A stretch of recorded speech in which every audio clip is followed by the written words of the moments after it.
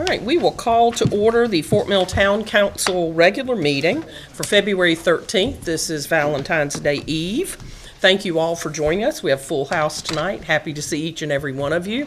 I didn't come down there because I've got this going on and I didn't want you to have it too. So if you do have a device with you that could buzz, ring, chirp, sing, whatever they do, please silence it so that we can give you our full attention and you can give us yours. With that, we will stand for our Pledge of Allegiance, and then Councilman Helms will do our invocation. I pledge allegiance to the flag of the United States of America and to the republic for which it stands, one nation, under God, indivisible, with liberty and justice for all. Thank you. Let us pray. Father, as we come before you tonight, we thank you for the many blessings of life. We pray that you'll be with us tonight, guide us, direct us, give us wisdom to conduct the town's business. We give you the praise and glory for it all. In your holy name we pray. Amen. Amen. Amen.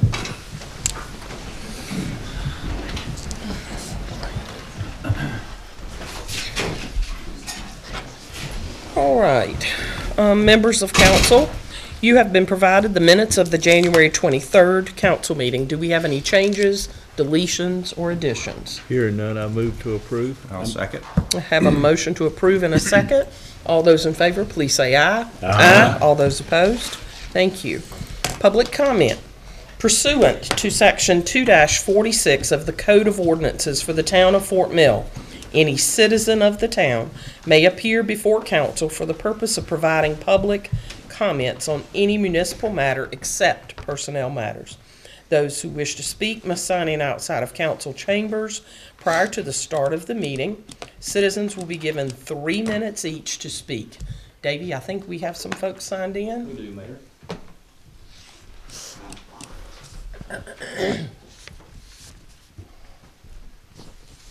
All right. I will mispronounce it. Yosarius, is that right? Did I get close? Okay, thank you. If you will say your name and your address, please. Okay. Good afternoon. Good afternoon. My name is Yosaris Marti Hidalgo, and my address is 115 Vance Ridge Road, Fort Mill, South Carolina, 29715. Thank you. I am writing to you on this occasion to express my indignation and your decision that my only way to save my chickens is to remove my house from the limits of the Fort Mill. The requirement to achieve this was to collect 51% of the signature of the population of Fort Mill in physical form, because they must record their personal data, name, surname, and address. This is equivalent to 13,000 people,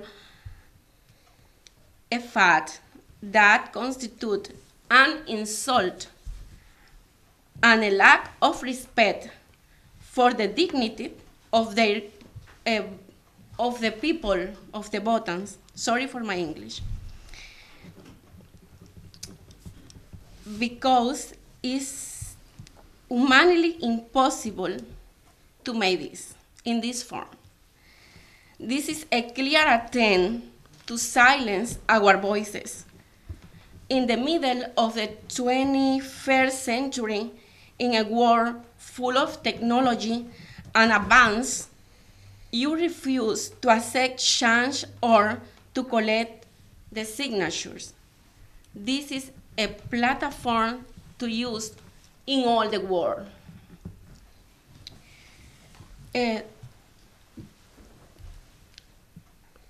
Today, I call everybody here for sanity, common sense, and parental values, founders of these great nations. Our fathers knew that the basis of prosperity and freedom is to limit the power of the state and grant greater power to the private property. Today, in this small town of Fort Mill, it is demonstrated that these concepts were forgotten. The power belongs to the government, and we, the owners, no longer rule our house. It is very sad. I request a new vote. Sorry. No. I request a new vote from these commissions. From this commission,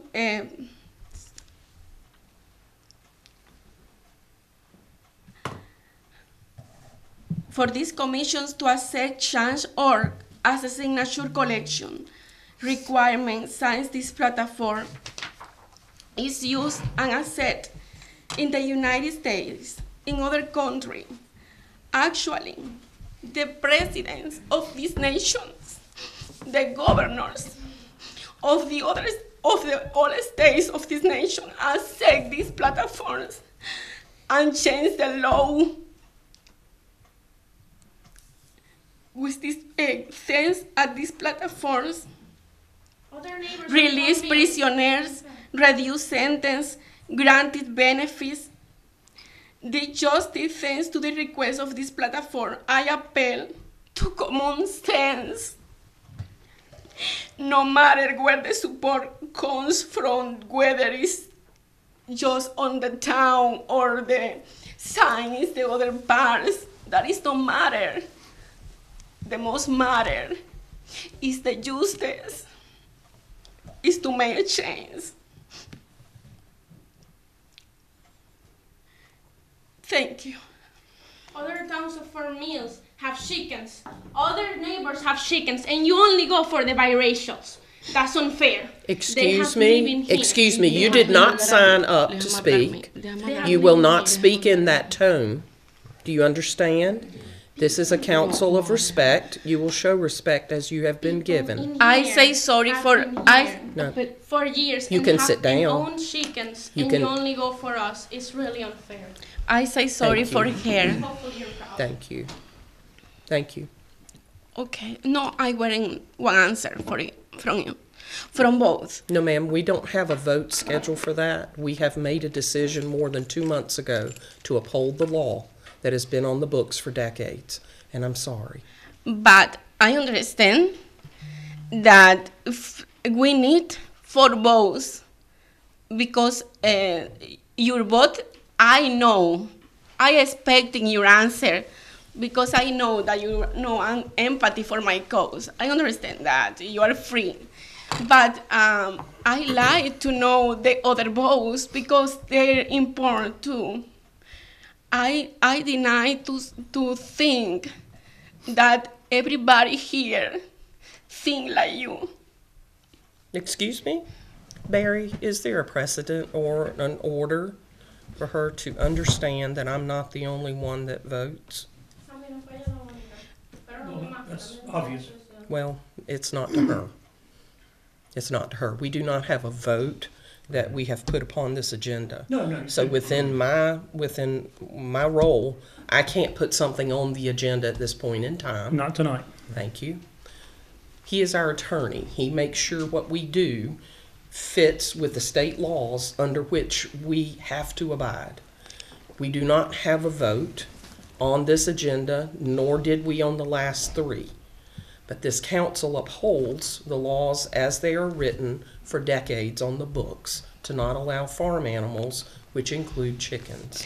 Yes, but your vote is about the chicken. Now this petition here is not about the chicken. It's about the annexation of the house. It's about that you accept Change.org like platform to the signs, because I have 50,000 signs.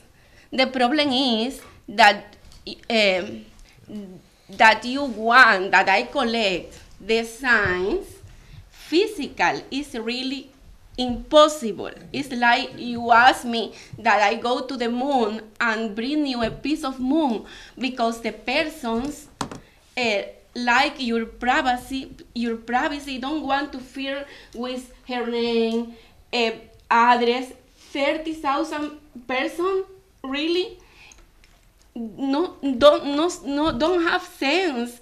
If the law have to be possible to, ¿cómo se dice cumplir la ley por una persona? Sorry, I don't know.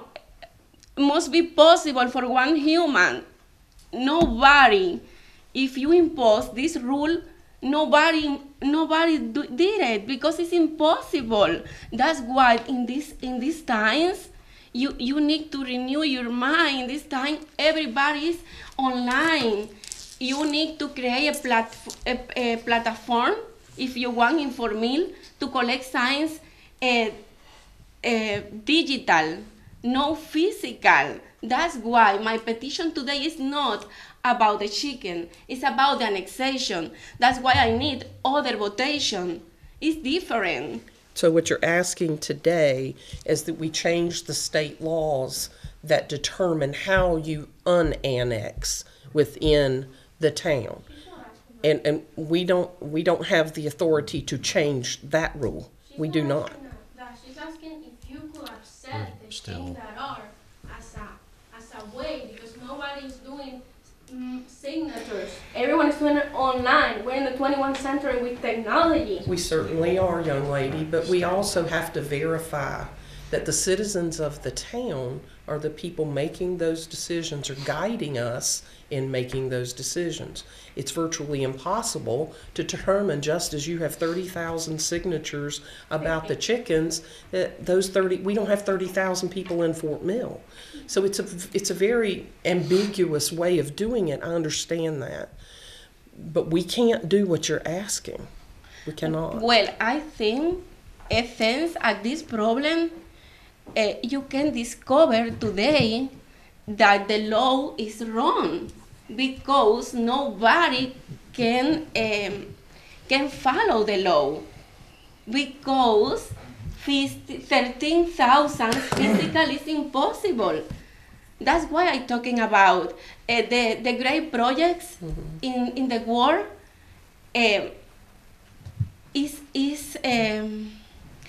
can be possible because some person discover a problem and fix it. You need to fix that problem.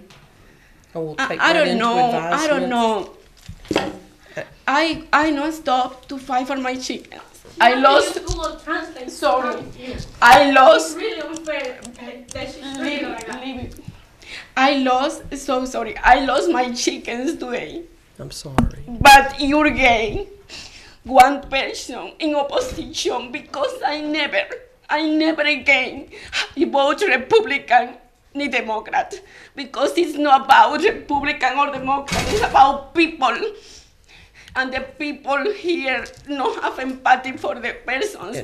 For example, in this... You exceeded your time, okay? No, it's okay. No, you exceeded your time. Okay, I come back again in the next time, not for my chicken, not for an infection, because you don't understand it. I came again for help you Thank you. and tell the problems in this community. Thank you. Have a great day. Alicia Bolin. Will you please state your name and your address, please? Hi, my name is Alicia Ballant. I live at 731 West Cheval Drive in Knightsbridge. I'm here to talk to you about allergies, actually the pollen season. Because the truth is, we can change the amount of pollen in our air. Okay. If you live in Knightsbridge, I know you have a Fort Mill address. Yeah. But you do not live in the town. Barry, can we allow public comment that are people that are not residents? That's not the policy. That is not our policy. I'm sorry. Then who? You would have a county representative. That would be Tom Audette or Debbie Cloninger. Those are your elected officials. Okay. I'm sorry. I'm sorry. A lot of people think because their address is Fort Mill Yeah. that they live in the actual town limits of Fort Mill, but they do not. and we're elected by the people within the town. So the business that we do in these meetings relates directly to what the town has before it. So Okay. I'm really sorry. Is there a different council for? Yeah, county council. The county You're gonna do council. Oh, County county council. council. Okay. Thank you. Thank you for coming. Anybody else? Better you than me. All right, with that, everyone in the audience and those that will be watching this, please be aware that we take great strides and patience to listen to each and every person's perspective. It doesn't mean we disagree or we agree, but we work through a set of guidelines and laws to administer to the town to the best of our abilities. And we work hard to discuss among us what those decisions might be for the best of the town. In that section under public comment, that was hard to turn that lady away that had something she wanted to share with us. But she doesn't live inside the town, and we do have town business to conduct. So I'm sorry. With that, we will begin with presentation number 1, Employee of the Quarter, Davy Broom.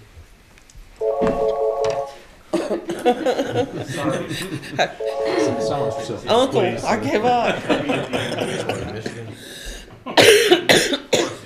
That was kind of scary. And if there's a white balloon outside, somebody take care of it. That's what I do. You turn everything off but that. Yeah. Of course, yes, you can. All right.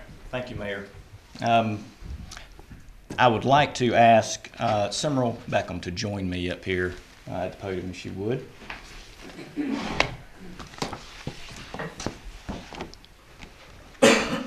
Simrel here serves the town of Fort Mill as our assistant fire inspector, fire marshal. And so, you know, as every quarter I come up here and I'm able to present an Employee of the Quarter award to one of our teammates. So I want to start like I do for all the rest and explain how the Employee of the Quarter is selected.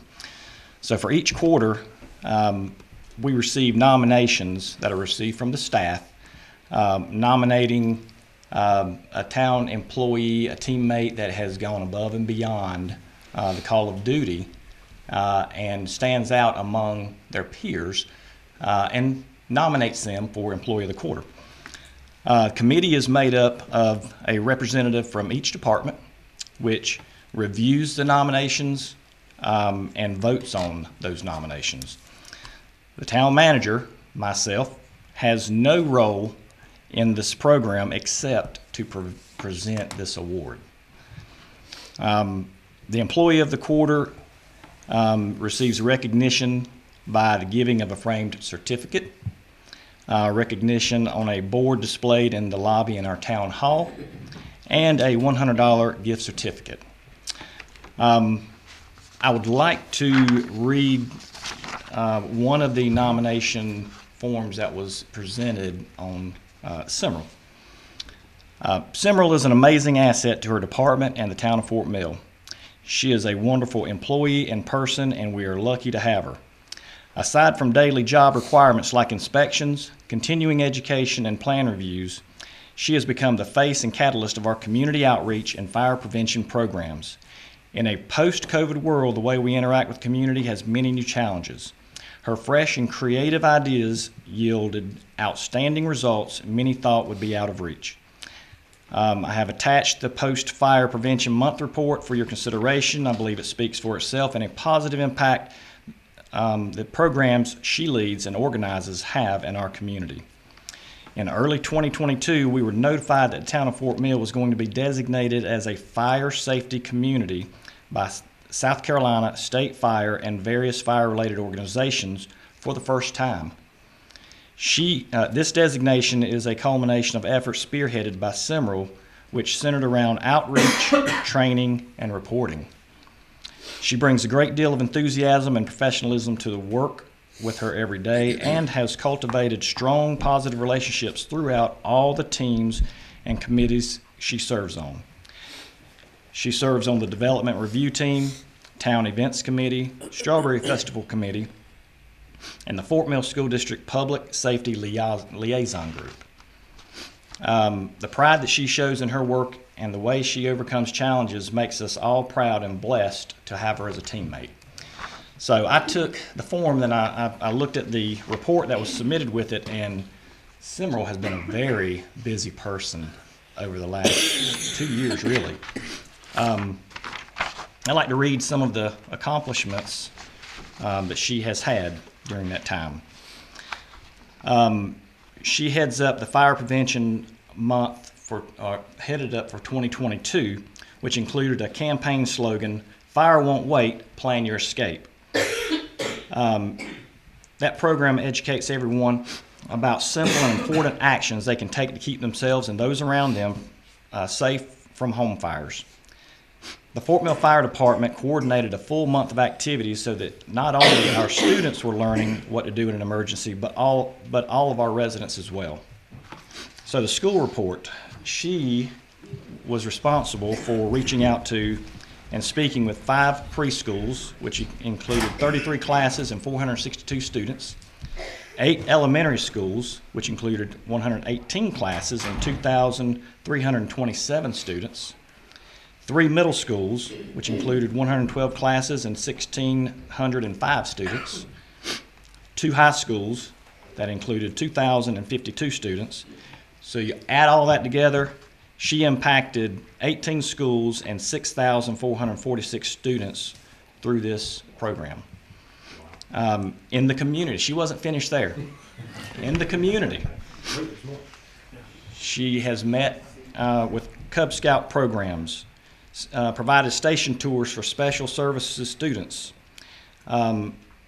senior fire safety, STEAM events. You may have to explain what the STEAM events are. I've heard it, but I'm not exactly sure. But she's been integral in the fire truck parade, was involved with the Scarecrow Crawl, Touch a Truck at the Fort Mill Fall Festival, safety days with community partners, smoke alarm installations, and more. Her community program participants included 1,170 adults and 4,600 children, ages 0 to 18. She also had time to fit in a 2022 School Fire Safety Bulletin Board contest, annual pumpkin carving contest, and the social media impact from all these had an outreach of 30,313 people that viewed the content on the Fort Mill Fire Department Facebook page. 19,231 of those views came from the bulletin board contest in a 7-day period.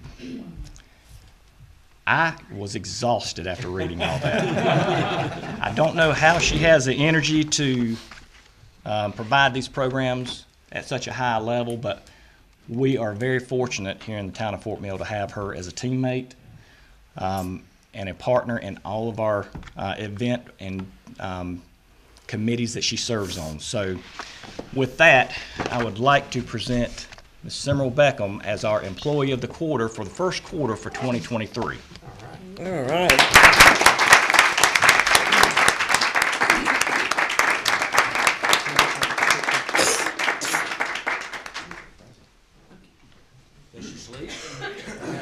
It would not be possible without my amazing firefighters.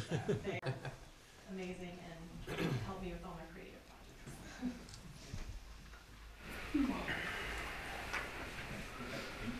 Thank you so much. We greatly appreciate your efforts. Thank you. Would you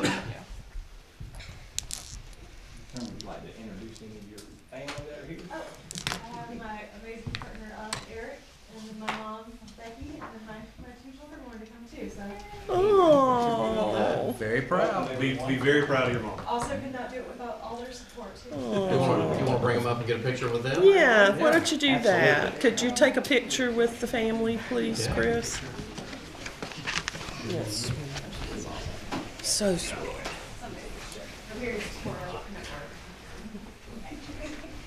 There's the ringleader right there. Oh. She's the one, yeah. 38 years. How wonderful. You're fine. You're fine. You don't worry about blocking us. I'd block him anyway. I'm behind you. How wonderful. Great. Thank you so much. Thank you.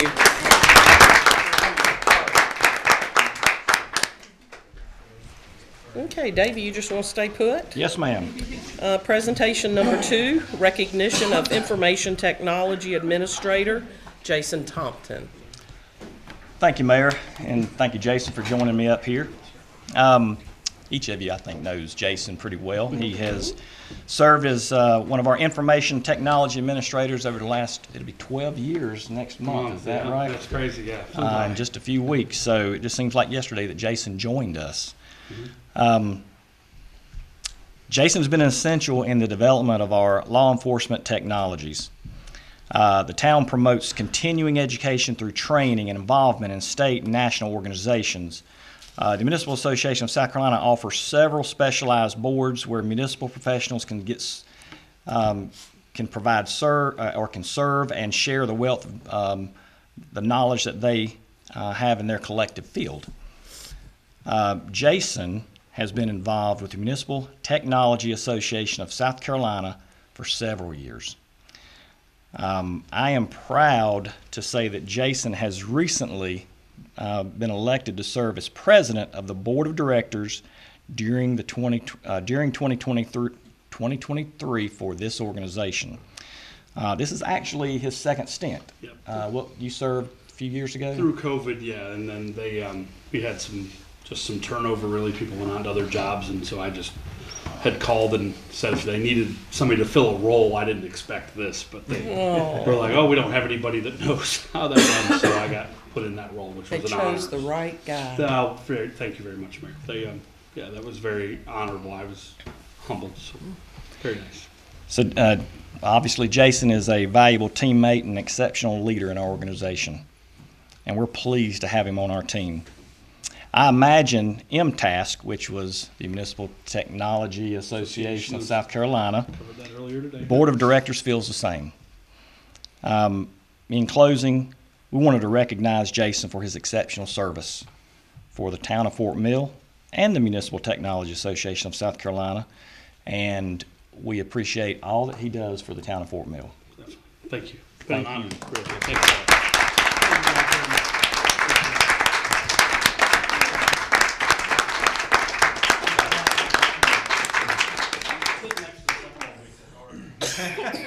Only so many people I can impact. Technology quizzes, right?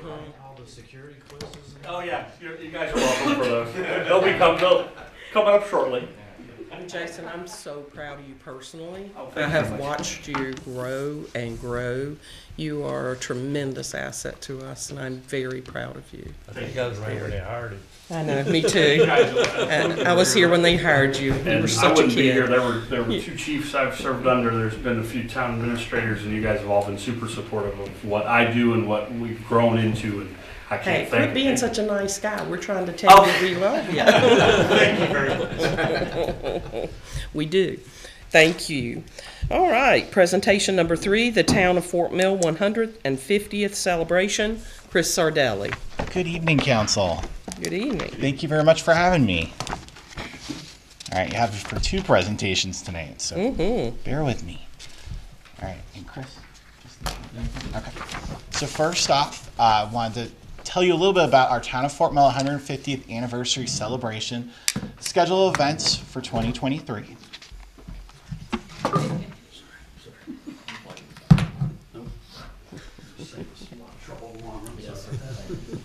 Always working. So first, I want to tell you a little bit about our anniversary, which was actually yesterday, marked 150 years for the incorporation of the town of Fort Mill.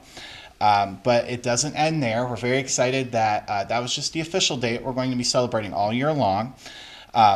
Helping us celebrate this year are several of our amazing community partners, including Domtar, Fort Mill Economic Partners, the Ann Springs Close Greenway, and the Fort Mill History Museum, who are each taking different portions of some events, helping us promote this all year long and do some different things with the community. So first, some of you I think came on Friday afternoon. We kicked this off first by putting a amazing video made by Tony McMahon, our production technician, featuring our mayor that is on our website. Everyone can see that features a lot of our events throughout the year. We invited the community to come on Friday to get a specially decorated cookie, take their picture in front of our seal, and then enter for some town branded items. That was a success. We had a lot of people show up. But we will be continuing the celebration all year long. So first up will be special events at our Family Fun Day on March 25th. Followed by that will be the South Carolina Strawberry Festival events, and that'll span from April 14th through May 6th. Following that, we'll have some special 150th anniversary activities at our Fort Mill Fall Festival in October. And then make sure to join us on July 3rd as we host not only our Independence Day celebration, but our town's 150th anniversary party. So we're going to be doing that all at one event. We're very excited. And the public can follow along. We're posting regular updates on our social media and on our town's 150th anniversary page. And we're also encouraging the community to participate in lots of other ways. A lot of these we're very excited about. The first one is the Fort Mill 150 Fit Challenge. We're asking the public if they're so inclined to exercise, either walk or run 150 miles starting yesterday through the end of the year. We have a lot of very health conscious people. People love to walk and run in Fort Mill. We have a special page set up on our website where the public can look for different suggestions, places they can go. We have a tracker they can print out, and then we have rules for when you can submit the tracker for prizes. We will also be doing our Fort Mill Art Contest that will be open to students that will allow them to explore either the past, present, or future of Fort Mill. We have our photo challenge, where we're inviting the public to take photos of 4 categories that celebrate our events, our landmarks, our people, and that is up on our website now. We're also inviting our local businesses to join our Fort Mill 150 Passport.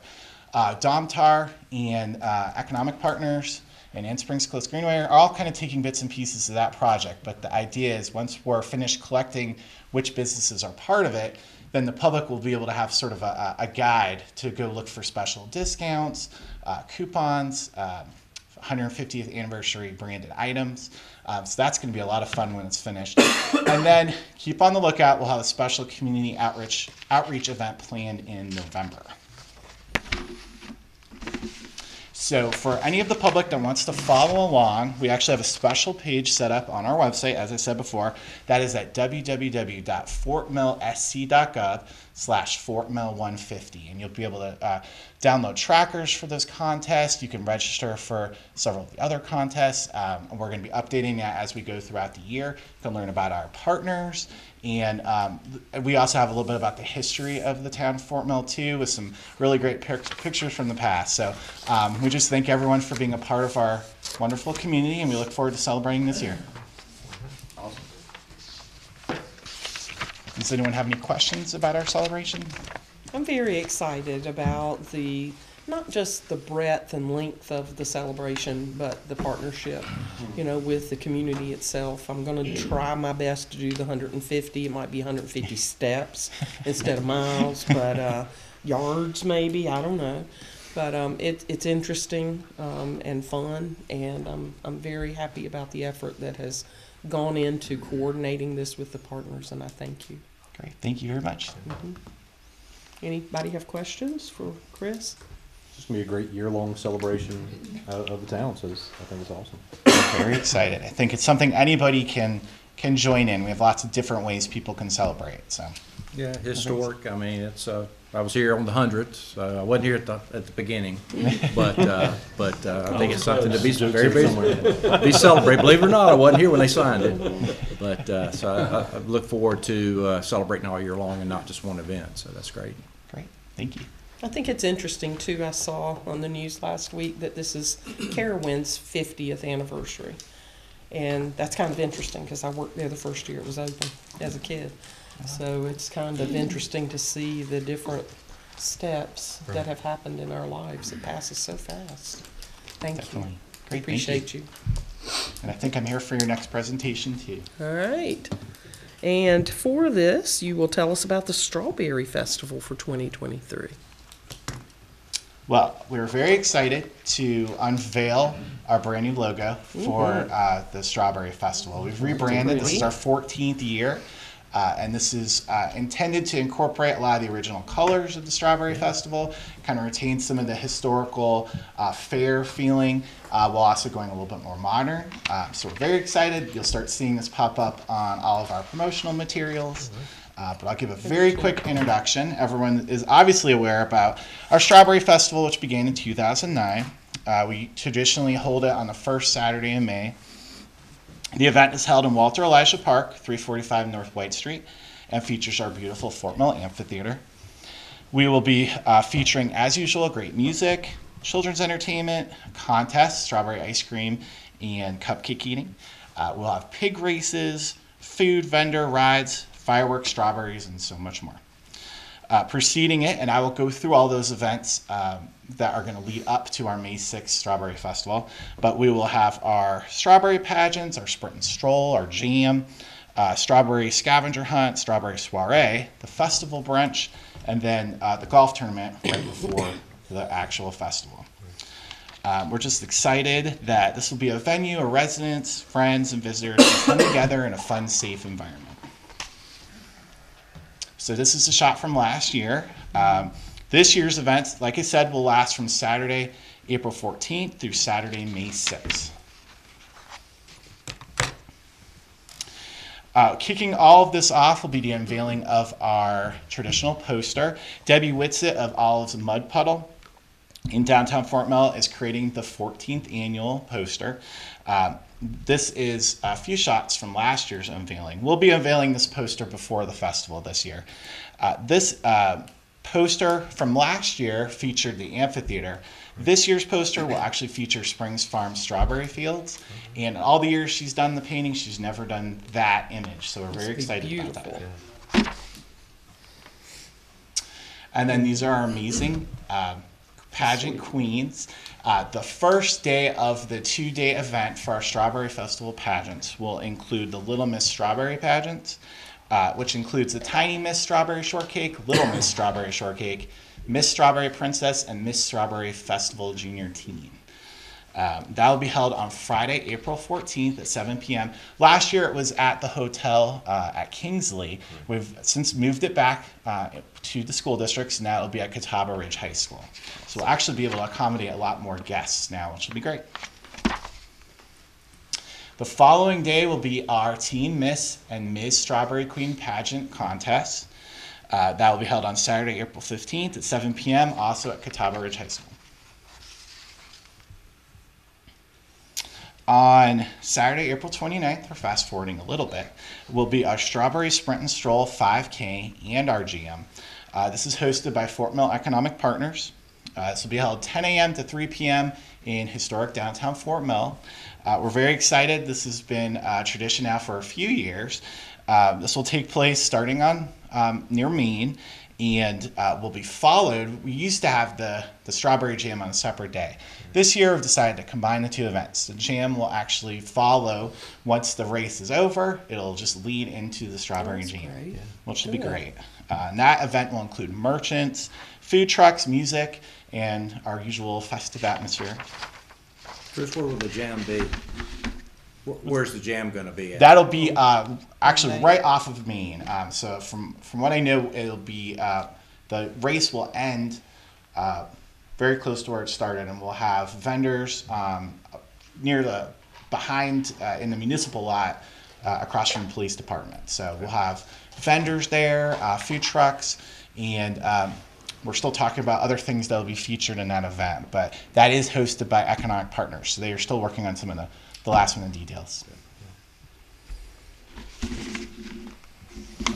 Following that, on Saturday, April 29th, the History Museum is doing their Strawberry Soiree.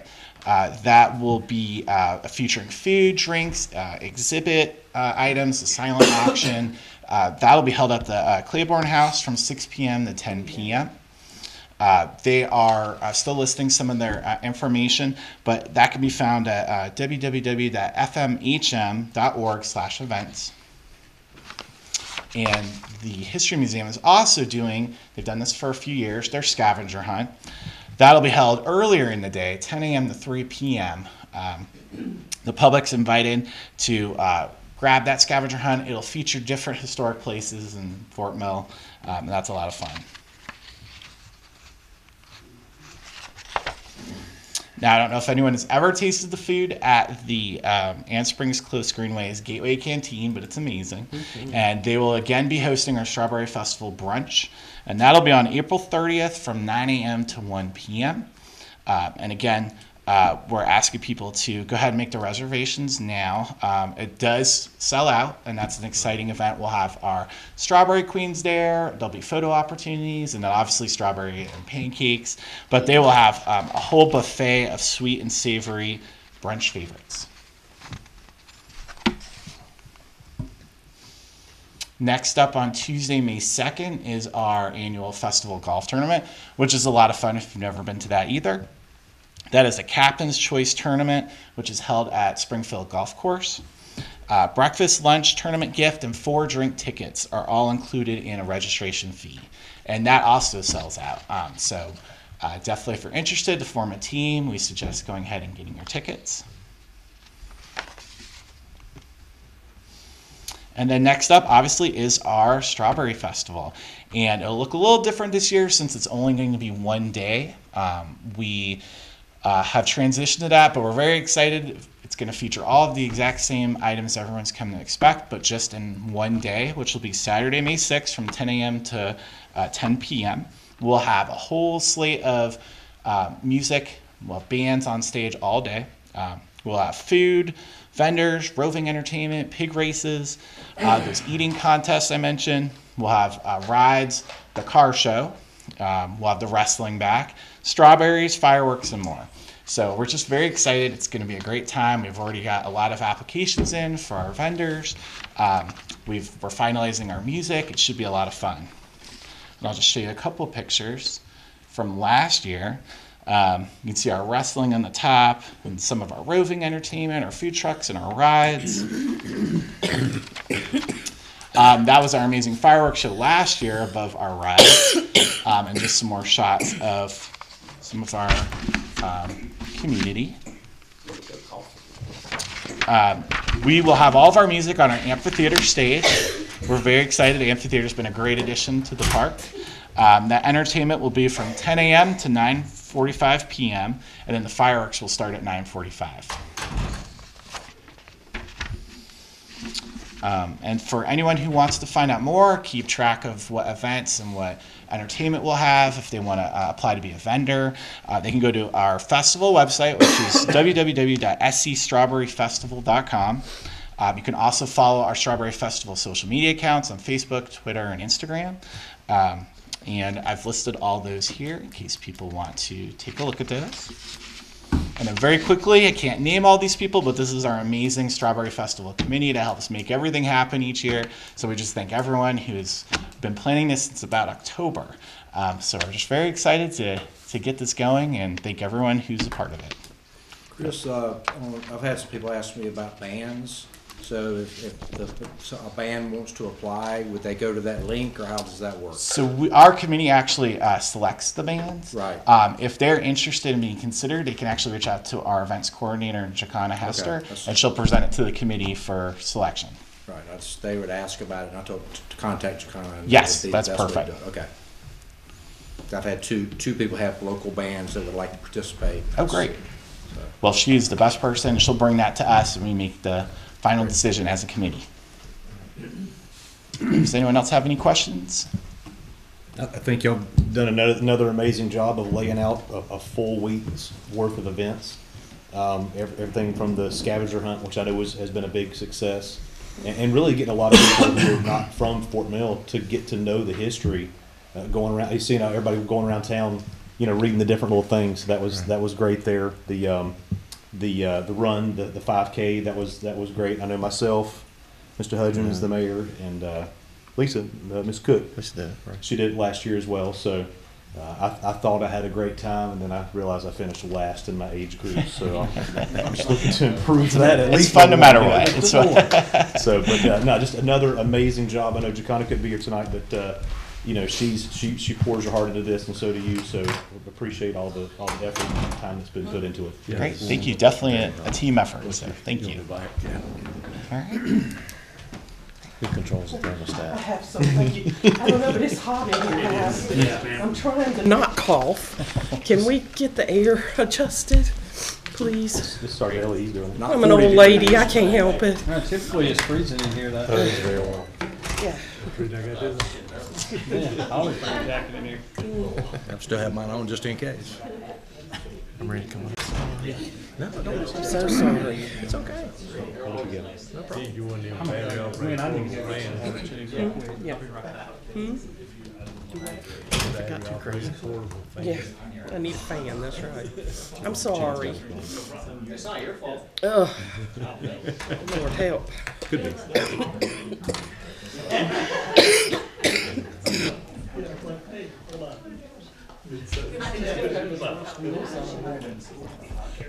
It's not.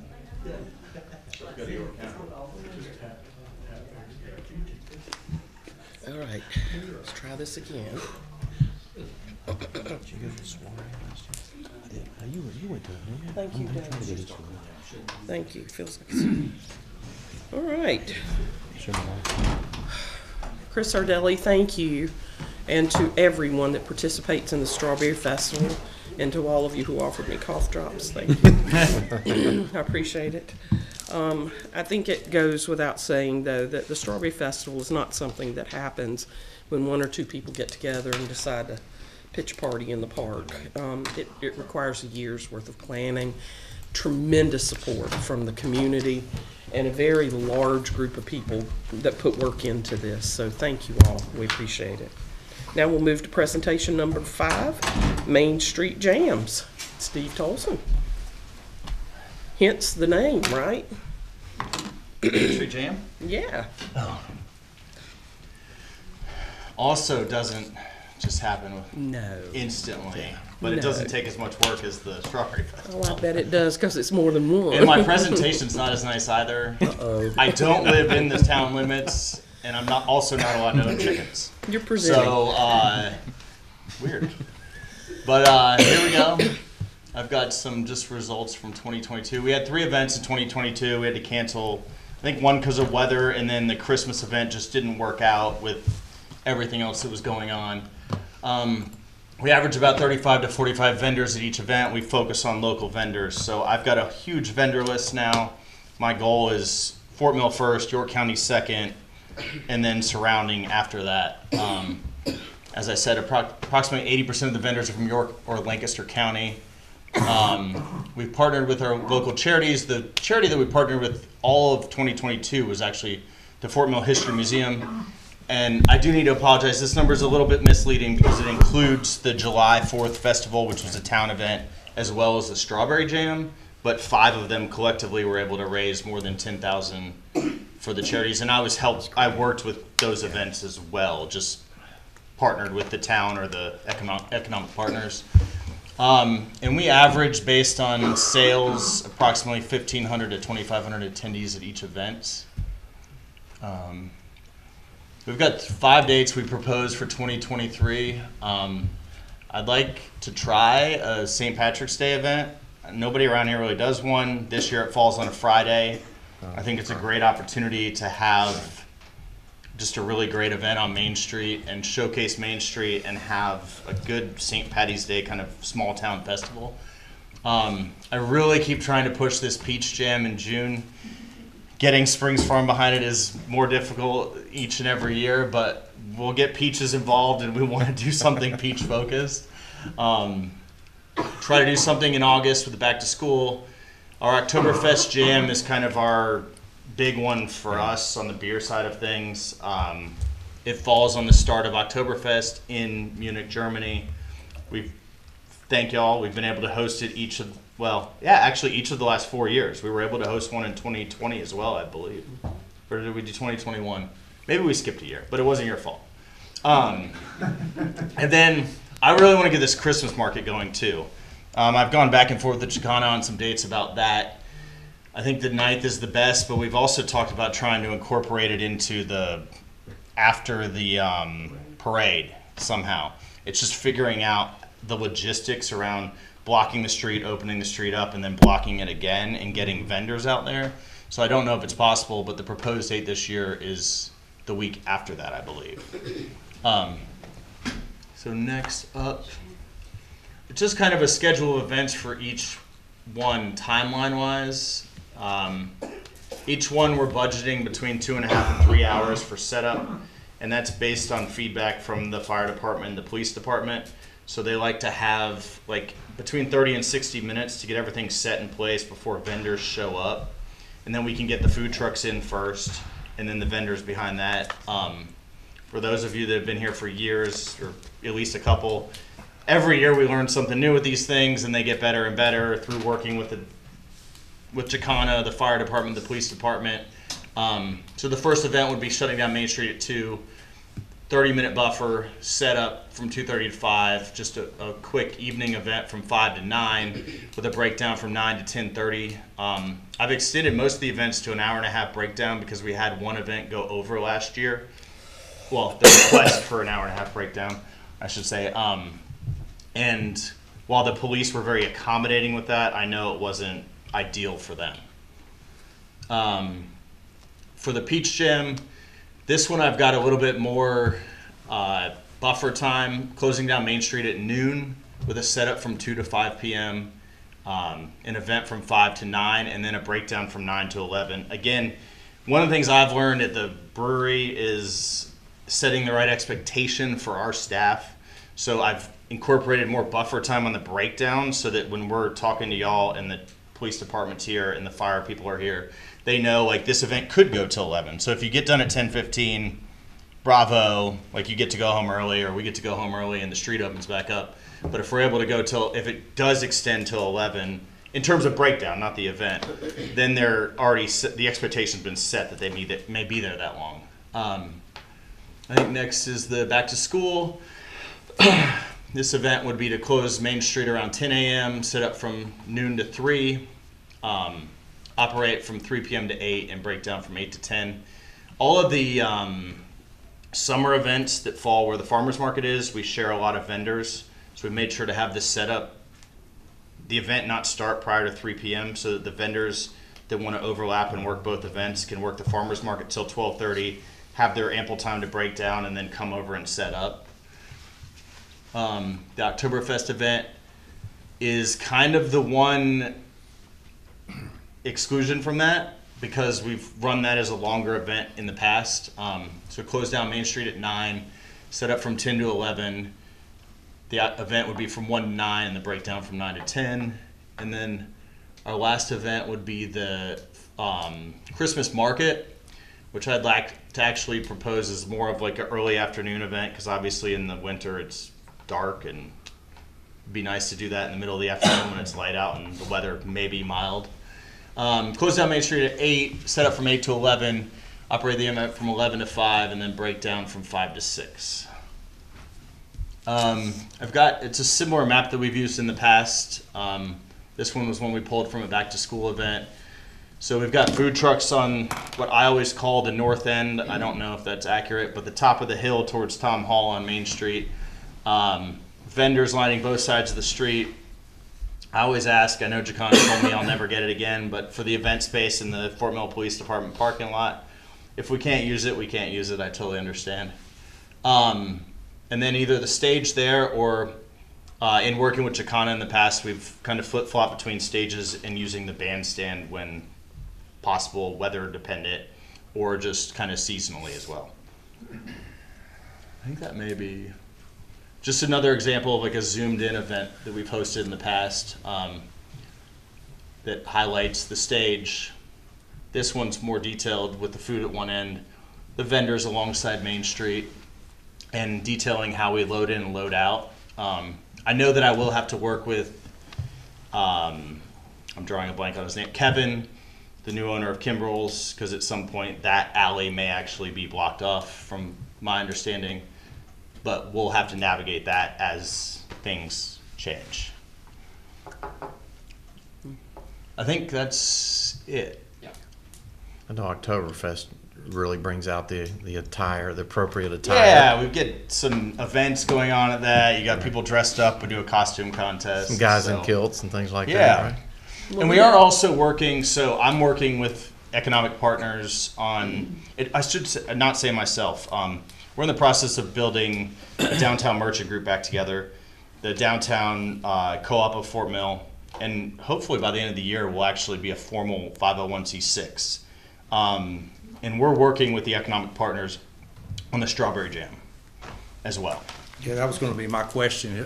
Are you representing the merchants? Because one of the main things I hear is somebody didn't get the memo, or and it does impact all the merchants downtown, and so we want to make sure that.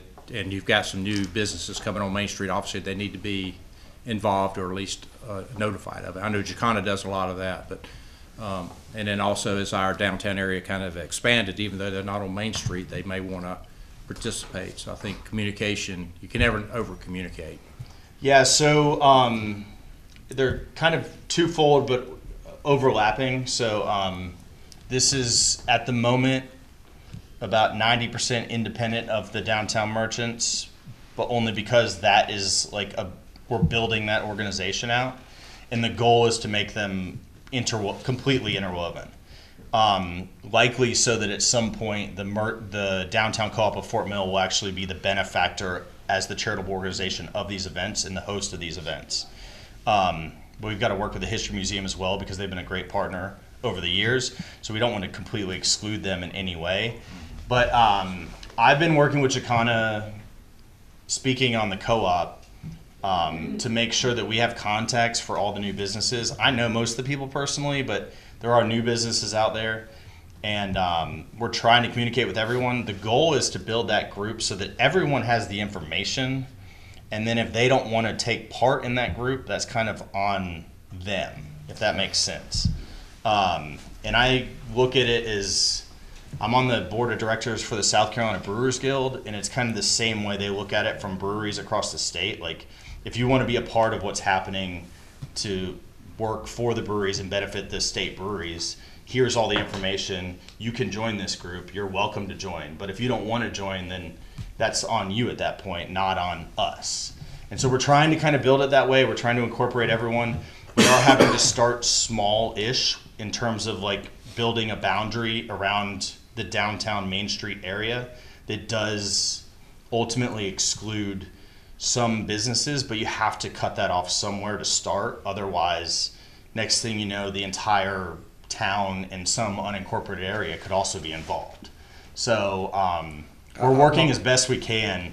I just want to make sure that it's communicated to them, because we've heard some that, well, how did I know? I didn't know this was going to happen or whatever. I don't know. I wasn't involved, but I just want to make sure that everybody's aware, whether it's a flyer under the door or some meeting. I know there's a lot of moving pieces to that.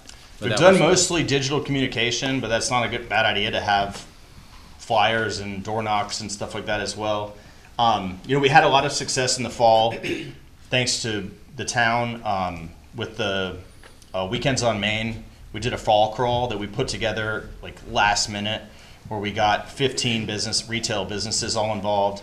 And if you checked in at 10 of the 15 locations, you won a t-shirt, and then you got entered in a raffle to win like a gift basket, and it was overwhelmingly successful. We gave out over 100 t-shirts that were actually sponsored and donated. And that was kind of the jump start to all of the co-op stuff. Not to get sidetracked from the jams, but again, the goal is to keep them. We have a meeting Wednesday where we're going to discuss, hopefully, that these are approved and how we can start weaving those things together. Now, as far as cleanup of the events and the breakdown of everything, I know the town-sponsored events, it's our responsibility. With your events or the events that you're proposing here, who's going to be responsible for cleaning up? Because I do know there was one event last year, I don't remember exactly which one it was, that Main Street was left in a very unacceptable position. There was trash overflowing everywhere. I spent an hour on Sunday morning just personally picking up trash. and it was unacceptable how it was left. So who is going to be responsible for making sure that doesn't happen again? So I don't want to point any fingers or say anything, but we pay Public Works for those events. So I think I know the event you're speaking of, and at that event I physically wheeled like 50 roll carts to the back of Kimbrell's myself, but I know some trash cans were overloaded. It's my understanding, and I could be wrong, that one or two of those events there were some staffing related issues where we just simply didn't have enough town staff that was able to work them. So I'm happy to do whatever we need to do to help make sure Main Street's cleaned up. But I know that we do pay for the fire or for FMPD and as well as Public Works to set up and break down those events. I'm happy to work with Jacana if something else needs to be done. But Okay. Like I said, that was the only one that I saw, but it was, like I said, it was unacceptable, and it stayed that way until Monday. So it was just trash flowing everywhere. It was not a good look. So I fully support this and the work that you're putting into it. It just can't have that happen. well, I'll just give you a personal. I'll make sure that doesn't happen this year. 100%. But no, I think you're doing an awesome job. So I would like to say that the jams have gone very well. They truly have. A lot of people enjoy getting out, especially the ones where the weather's right. Right. We've had a couple of times it wasn't great, but I'm like Ben, the Oktoberfest is wonderful. So, I look forward to continuing to have those opportunities for people to visit downtown. I think it's interesting as we go forward, how much of a footprint downtown will have. Mhm. I do think, we can't continue to put, as you well know, we've had discussions from Christmas. We can't put 4,000 or 5,000 people in an intersection on Main Street. It's not safe. It's just not safe. So how we go about collectively deciding to have those events so that everyone gets to enjoy downtown and the events will, patience is certainly the key. And collaborative work is. So thank you for coming before us and for putting the effort into this. No, thank you. And that's where partially, also where the co-op is trying to go is to kind of bridge a gap between the business owners and the town and council and kind of the decision makers. So we need to work collaboratively on those things. Just the Christmas tree lighting was one thing that also continued to spark interest in the co-op and the businesses and business owners downtown, because some of them felt like it was being stripped from us on Main Street without any knowledge of it. And I think there was some communication about it, but again, sometimes that communication isn't heard. And so the co-op would like to work to bridge that gap so that we can collaborate together. We can still have events that are focused on Main Street, understand that there's a need for the amphitheater and the park and more space, but help each other out, I think we can get there. I just think, again, patience and the ability to communicate. Good dialogue. Yeah, the dialogue is important, because you can send out 10 emails. I can send out 10 emails. We can't guarantee who opens them, who remembers them, who thinks about it. Yeah. We can't. And that could end up in your lap or mine. And it's oftentimes, how I get red-faced, because I'm like, if you didn't read it, I can't help. But I do think that we've come a long way, and it's good. It's all good. We're lucky to be here. So thank you, and we will take your requests into consideration. You said you'd like to know by Wednesday? If possible. This Wednesday? Well, we have a co-op meeting Wednesday morning. I don't know how easy that is or not. If I know, then or if I know there's like a favorable decision, I can at least talk about it. We'll have to talk with Jacana and the events committee to see where we were headed. But we will do what we can to get back to you as quickly as possible. That's a promise. Thank you. Because that was a concern, especially last year, where we just had so many events, and town staff was just overwhelmed between the events we had, Main Street and the street jam events, and the ones we had at the amphitheater. So we're just trying to make sure that everything kind of meshes and lines up, and we're not overwhelming town staff as far as that goes. We're no different than any other business today. Oh, yeah. We're 30+ employees down. Nobody wants to work. You know, so we're doing everything we can to meet our commitments, keep everybody safe, keep everybody in water and sewer, do everything we can. That's not a whine, that's a fact. You know, and I'm sure you go through the same thing trying to get people to work. So Yeah, we've been pretty lucky, but yeah, we're just lucky. I'm not ashamed to admit that. Well, no, that goes back to you. I mean, as far as how you run your business. So, but like you said, we learn from every event. We step back and you do, and as does the town as well. So, I think we're going to keep getting it better every single time. Absolutely, It's a great problem to have. Absolutely. It could be. I mean, Isn't you it have to and continue to move forward. And 'Cause I know the family area was really, I remember there being a lot of kids and a lot of parents around that area, so it's not able to be in this parking lot. What was the hiccup with that, just because of being, I know that look. It's my understanding, Davey may be Talking able about to the speak parking better lot? to it. Right, where the That public areas, Fort Mill public areas are no longer able to be used for private functions. It's the parking issue. You know, you have merchants that can't park at their business on a normal day. being a public Right. parking area? Yes. Right, that makes sense. all righty. Thank you, Steve. Yes. We appreciate it. Thank y'all. Thank you. Thanks for coming. And that presentation wasn't that bad. Don't beat yourself up. It was pretty good. All right, presentation number 6, stormwater update. Mina McDonald. All right, and speaking of looking at emails, I hope you guys all got my email with the update. I've got a lot of different things, but this presentation is just going to focus in on a couple things. Did I do this? Did I do that? Got the power. Look at that. Like I know what I'm doing. All right. So if you did go downtown during the the Scarecrow Crawl, you might have gone to the Caboose area and seen Ivy in all her garden glory.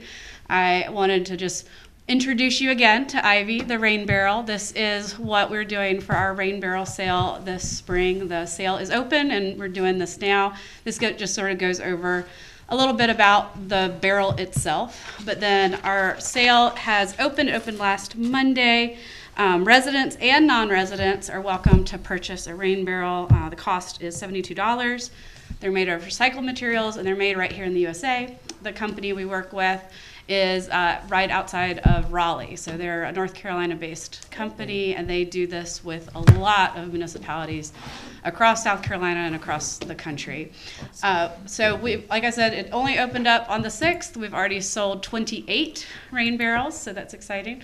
And stormwater credit, that is for town residents only. So you can be a non-resident or a county resident or somebody who thinks they live in the town, but you really live in the county. You can buy a rain barrel, but you can only get the stormwater credit if you live in the town limits. So our pickup date will be April 1st, and we'll have everybody come in through at Utilities Building on Elliott Street to pick up their rain barrels and take them home. So this has a little bit about that credit fee schedule in there so that you can sort of see there are a couple different ways that town residents can get stormwater credit fees.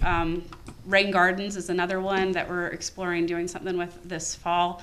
But the rain barrel credit that you can see there, every 2 years they would have to fill out an application for that. So, any questions on the rain barrels before Is there any follow-up once the barrels are purchased and the application's done to see that it's Yes, I actually being will. used? I've been told that I will be going around to check to see that they've actually installed them. So hopefully, if you're spending $72 on a rain barrel, you're actually installing it and utilizing it. But I'll be just sort of checking to make sure that they've been installed if you're applying for that stormwater credit fee. So. Okay. So moving on to the Stormwater Art Contest, if any of y'all follow us on Facebook, and I know some of you do, you saw our photos from Olive's Mud Puddle on Main Street. We had our artist reception for the student award winners and their families, and it was fabulous. We packed the house. There was all but one of the winners was there, and all the families, lots of brothers and sisters and grandparents and family. So it was really a fun time. And Debbie Wissett of Olives was so generous. She did cupcakes for everybody and hot chocolates for the kids. So it was fabulous. So that was this past weekend. Now we shift our focus from the art contest to the mural design. So moving forward with the Catawba River Arts Guild, they will be taking the student artwork and using it as their inspiration for the mural. We've had a lot of questions on that piece of it. So what we're asking the artists to do is to just be inspired by the students' artwork. When you go to Kingsley to see the mural in the future, it's not going to be an exact replica of any one student's artwork. It's going to take pieces from different points and put it into a cohesive mural. So we're really excited about that. And the only other change really that we wanted y'all to know about is that the mural installation has shifted. We were originally looking at April, but after talking with Sherwin-Williams and really getting a handle on some of the curing time for some of the paints and sealants, we decided to move to May, just so it'll be a little bit warmer, and hopefully everything will dry quickly. So these are our winners of the contest for the students. So you can see there, just want to recognize these students for their hard work and what they did. And I really encourage you all, Debbie is going to have all the artwork, not only the award winners, but also all of the entrants. They're all displayed right now at Olives. So go by and check those out. If you grab a coffee, that would be good too. But go check those out this week. They'll be up through next weekend. And we do want to just make sure we thank the sponsors who helped make all of that possible. So all of the student awards were sponsored by Domtar and Go Clear Orthodontics, who also donated for those. And then all of these partners who are coming together for the mural part of the project as well. So, all right, that is all. Does anybody have any questions on any of that? I love the creativity that you're bringing to this area. I'm very excited for the efforts, and I think it's important to note, since we're on tape, Kingsley is in the town. So I think a lot of people don't know that, aren't aware of that. Kingsley is in the town. So I'm grateful that they're going to do a portion and host a mural. That's going to be a lot of fun. They have been a fabulous partner to work with on this. Have been very supportive and energetic about the project. That's wonderful to hear. That's wonderful to hear. Thank you. Thank you. Any questions for Mina? You're making stormwater cool. Yes, you are. Yes, you are. Awesome. No good idea goes unpunished. Yeah. Thank you. Thank you, Mina. All right. There are no old business items for today. There are no new business items for today. So we're going to move directly into a capital projects update with Davey. Thank you, Mayor. Just wanted to provide council with some updates on a few capital projects that we have ongoing. I'll begin with the YMCA at the complex tennis facility. The overall project will consist of rebuilding 4 existing tennis courts, the construction of 2 new tennis courts, and the renovation of 2 existing tennis courts into 8 pickleball courts. Yay. We're also adding a building that will house restrooms and an office and storage for a tennis instructor. Currently under construction is the restroom and office building. Southern Builders of York County is the contractor for this portion of the project. You can see in the photos that the concrete slab and walls of the building have been completed. The steel beams for the roof are expected to be received sometime this week, hopefully. But in the meantime, Southern Builders will begin the process of installing the sewer lateral for this building and attaching it to the sewer lift station that's located in another portion of the property. It's kind of out of sight, out of mind, but it's down near field 1 of the softball fields. So they're going to have to open cut a portion of the rear parking lot, as well as the main roadway through the property itself.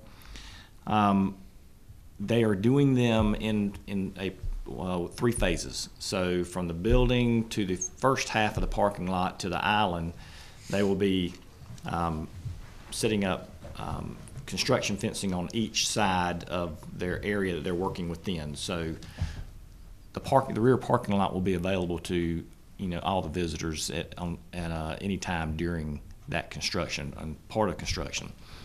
And so they would only be losing a few spaces just for the width of the construction area that they're working in. So when they get through the parking lot, they will cross over the main roadway through the property. That road will need to be shut down, or a portion of it, for just a couple of days or so till they get through.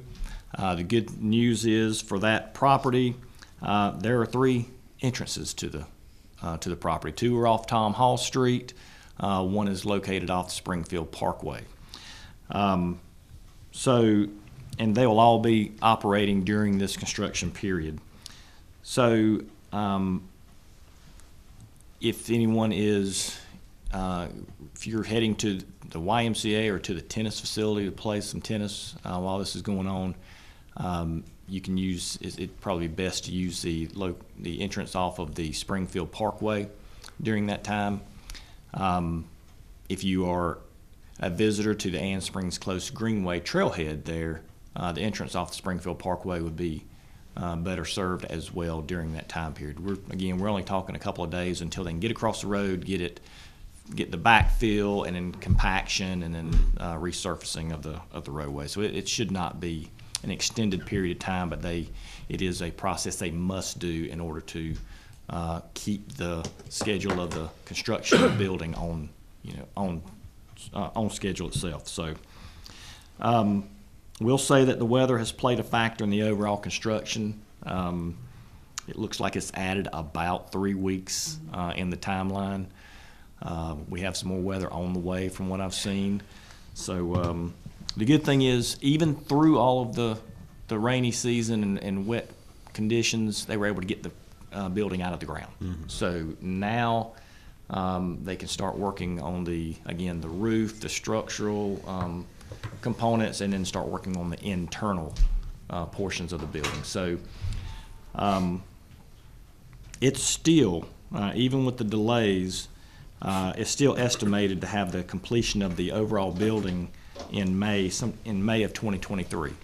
Now, in saying that, the construction footprint of this building overlaps into the 2 new tennis courts. What we found out during our meetings is, now that they're out of the ground and they can get the sewer laterals in and the work, they should not impede the timing for Court 1 to come in and actually construct the courts. But it was important that they started the building first, because if we had started the courts first, then this construction footprint would have impeded onto the new courts, and we really didn't want that. So they will all be working on a timeline of their specified for each group. So we have Court 1 putting in the tennis courts and the pickleball courts. Musco Lighting is providing all the lighting and the poles for that. And again, the fencing and seating and all that's being put in by the tennis Court 1 as well. So they'll all be working. You'll see them all on site at some point in the near future. But we're thinking it's still estimated that the start date for the tennis courts and pickleball, they have to wait till the weather warms up a little bit for the curing process. So we're on their books to be the first one to come in. So we anticipate them coming in sometime late March, early April, doing the constructions and renovations, and then they'll need about 30 days for curing. So that's where the estimated completion date is in June. We hope it's at the early part of June, but the weather's going to, play a factor in that as well. The overall project cost for this project itself is just a touch over $1.6 million. Again, it includes overall 6 courts, tennis courts, 8 pickleball courts, new fencing, new lighting, and a brand new restroom facility that also incorporates a office and some storage for a tennis instructor out there for our tennis programs. With that, I saw the information I have or update I have on the tennis facility. I'll entertain any questions if you may have any. It's really happening. Yeah, so I will say that the excitement is ratcheting up. So there's several people have asked me about it. They were very excited when we were doing the tennis courts. Then they found out we were doing pickleball, and they were. And I got stopped the other day. Hey, are those bathrooms we're putting in? So they're like, they think it's the greatest thing since giving out free money. So there's a lot. Me too. Yeah, but I've had several people that all 3 phases they're very excited about, and I said, also the trailhead use it. So it's been I've had this outstanding feedback on this initiative, and appreciate everything everybody's doing to get it done, especially for prime time. Yay. Well, I was going to say, actually, the number one thing that I've run into is the lack of awareness that those courts belong to the town, and anybody can use them who's a town resident. Most people think that they're part of the complex, and only if you're a member of the complex can you use those. So if we could work on some PR with that to get that information out. We need to do that along with, once we're complete, there's an order of courtesy that goes along with tennis courts. I've been playing tennis since I was 4. And you don't go and set up camp and stay on the same court if people are waiting. So I would like to talk with Billy and with you about how do we go about making sure that they get used and that they're shared properly, because there are a lot of lessons that go on out there, and they'll reserve those courts for lessons. There's a very active program. We had over 100 kids and adults in that program last year. So it's and when we add pickleball, let me just tell you, it's going to be incredible. People love to offer suggestions. They said, well, why? Somebody approached me about 6 months ago. Why don't y'all build a pickleball court? I was like, guess what? As a matter of fact, that felt good. Fastest growing sport in America today is pickleball. Yeah, good job on that, guys. But as Mr. Garrison mentioned, they did a lot of that. People did realize that. I didn't realize that was the town. Yeah, so that's that needs to be labeled as such or whatever, because they were unaware that the town was doing that. They thought the complex was doing it. And having said everything that was said about posting the rules, it's unfortunate that you can post the rules, people aren't going to follow them. But I can tell you as a resident, I've been waiting on this for a long time. You know that. And I am bad to go ahead. If you let your kids out there with skateboards and bikes and anything that doesn't belong on a tennis court, I'm going to tell your kid to go back to the parking lot, because we're paying to get those in condition where we can actually hold lessons and tournaments. And guys, I don't know what has happened to the world, but we don't take care of anything very well at all. Nothing. So we're going to take care of these. And the mean old woman will be out there. So because these are being done right. They are. This is all. Everybody's done their homework all along, and these are being done right. I would like to add that we have left the electricity on out there during the construction process, so that the courts can be used in the evenings. We will be coordinating pretty soon to add the new lighting and new poles. So there will be a period of time when we have to turn that power off to run the new lines and all of that. We'll communicate that. We'll get that out as quickly as possible. But we're trying to coordinate it so that the lighting is down for a short period of time rather than 3 or 4 months. And so, with that, we'll provide as much information as we can. But the days are getting a little longer, so when we do turn the electricity off and the lights off, there will still be some days will be a little bit longer to enjoy some tennis while we're installing the poles. Once court one comes in, we'll have to shut the courts down. We'll communicate that. We have some signage coming out there that's going to explain the overall project. It's taking a little time to get some of that from the architect, but we've got that now. It'll be placed out there very, very soon. So we'll do some information on what it's going to look like, as well as reminding everyone that it is a construction zone, and to be safe and do not enter that construction zone. And there was recently some safety work done out there with trees and things, right? Yes, and that's next on Good segue. my list. One last thing. Once we get closer and we can kind of nail down a completion date and a time to open it, are we planning an event, ribbon cutting, anything to kind of rededicate the council's facility? gonna pick up teams and play. Let's do it. I do. Yeah, we'll need to have a ribbon cutting ceremony for this. I believe it's this is a big deal. With cookies. With cookies, With yeah. cookies, yeah. Pickleball cookies. Yeah.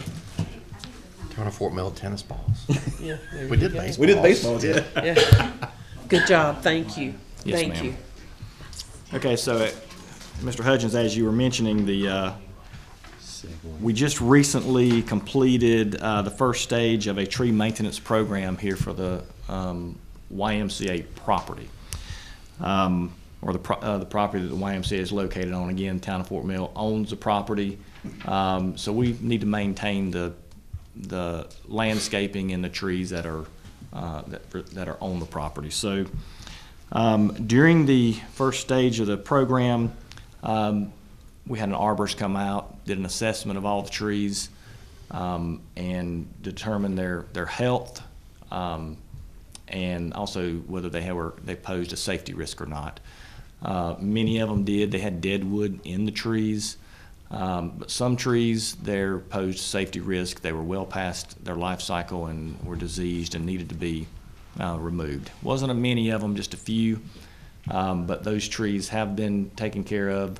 All of the other trees have had the dead wood removed from them. If we look at the next photo, kind of gives you can see it doesn't appear, it's not a major overhaul of the trees, but they were able to trim out some dead limbs and limbs that could have fallen. It was needed. And the overall maintenance program for doing this was beautiful trees out there, and we want to enhance the health of the trees as well as the longevity, lifespan of the tree. So it was a much needed program. We're very happy to have gotten that completed. But that's stage one. We also worked with the arborist. They'll be back in the early spring to do a treatment process, add some fertilization to some specified trees that they kind of noticed needed some additional Love. Yeah, TLC. So we have them scheduled to come out in just a few weeks or so, and they'll begin that program. Again, we want to take care of the trees that we have on the property, extend their lifespan, and make them much more healthier than they were in. So we're happy that program is, most of it is completed. We look forward to working with the arborist on an annual basis to continue to do assessments and treating the trees so that they do become a little more healthy. Just one thing, I'm not a fan of cutting down trees or doing damage to trees, I think, but in this case, we're calculating, working with arborists and things like that, things that were needed for the health of the tree and for the safety of the people that were there, I think were important. Yes, absolutely. Any more good segues? All good? All good. All right. The last project we have going on at this moment, let's go back to this. Council, I would like to show you, this was a courtyard that's at the rear of the building. There was a river birch there. You can see the stump that remains there. Over the years, it just outgrew its area, and the root system pushed up all of the concrete that was there. It's caused a tripping hazard. You can see it needs some attention. As we stop there, you can see that room there with the windows. The YMCA utilizes that room for a lot of different things, but it does have some daycare capabilities that they utilize. So they're taking children in and out of this door into this courtyard to get them out to the playground and things like that.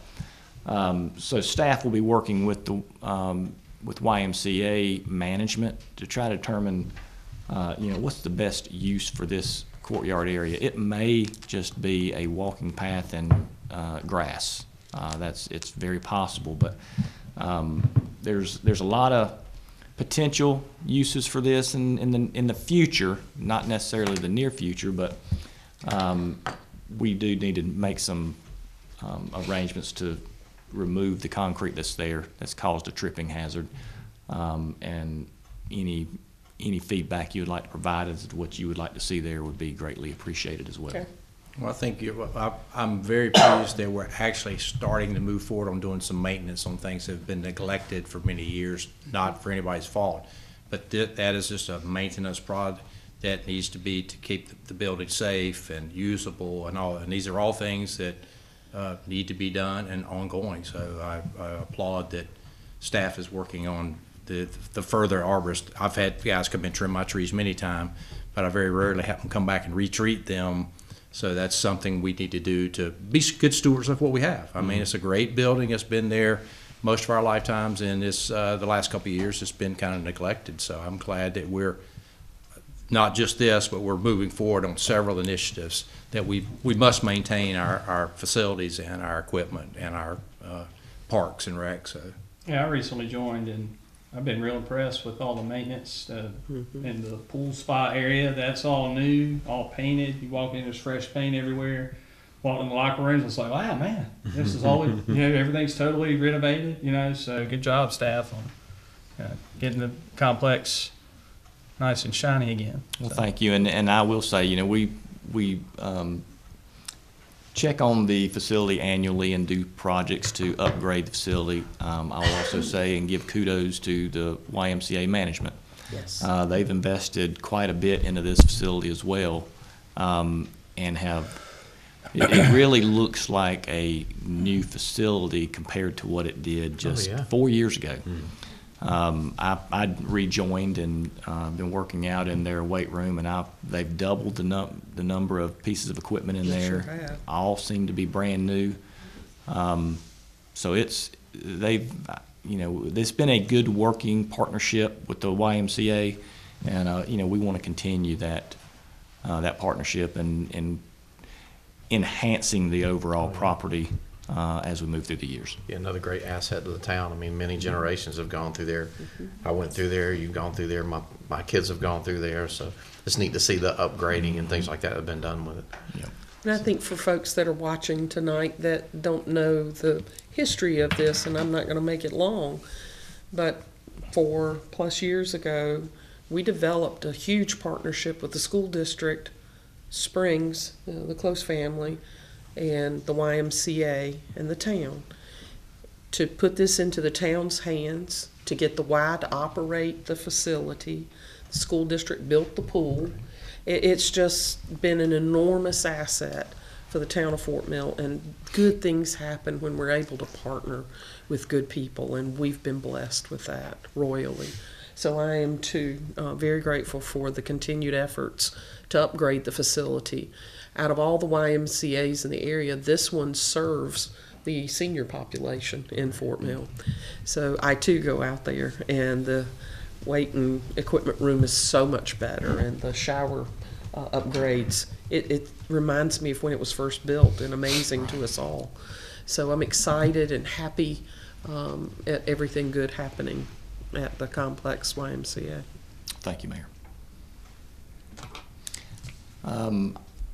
All right, our next project that we are working on currently, and I say currently because as of today, I believe the construction fencing was being installed late this afternoon around the construction site. So the town Good, because I came by there today and there wasn't no fence and they was tearing everything down. Yeah, we wanted.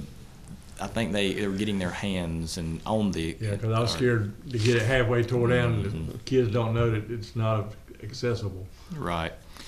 So the town is upgrading the current playground to include some new play equipment, surfacing, and the addition of some shade elements to the park. Again, it will be on the same footprint as the as the existing playground. I'm not sure how much has been taken out today. I haven't been by there since early this morning. But demolition, again, began today, and we expect that to last a few weeks. Weather it'll be dependent upon weather with that as well. And during the demolition and the overall project itself, we are asking the public to not enter the construction zone.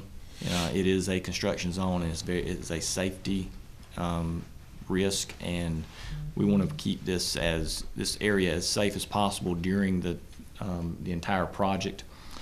We have signage available that we will be adding to the fencing that's being installed.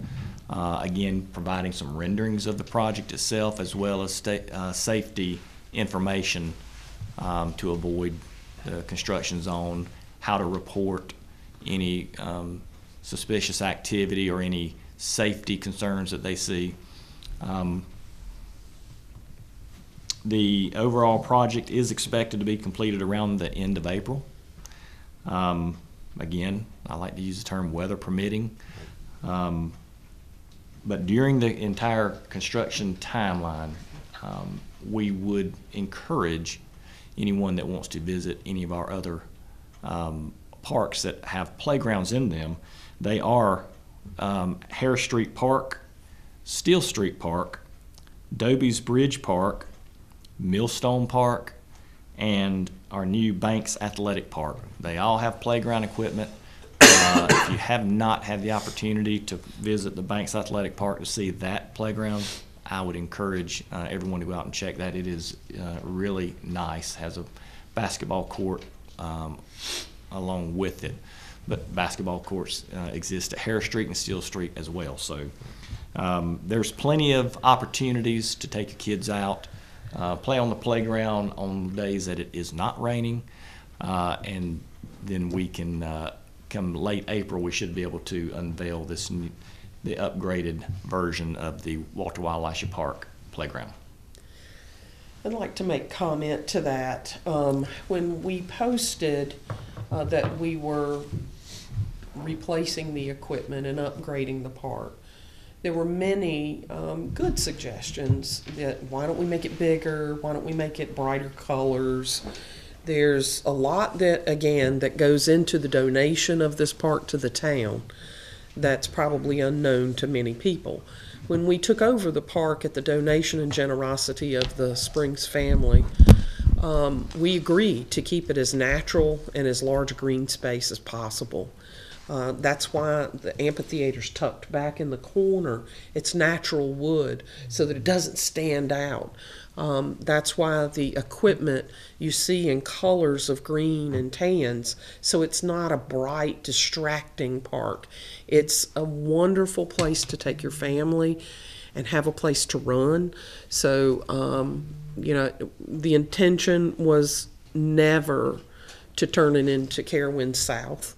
We literally want to keep this park green and enjoyable for all. So the footprint is what it is for those reasons. We will not violate our agreement in a donation as valuable as Walter Elisha Park has been to the community. So I'm absolutely comfortable that what we're doing is right. The equipment that was there was original, and it was sadly in need of replacement. So I'm happy. The shades, it's real interesting when you see things like that. We didn't have shades when we were growing up, did we, Ronnie?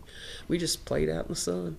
We played in the woods. Yeah, we did. And that's why it could not be shades that cover the entire playground, like people have asked. Why can't? That's why, because of the stipulations in the sight lines. Yeah. Right.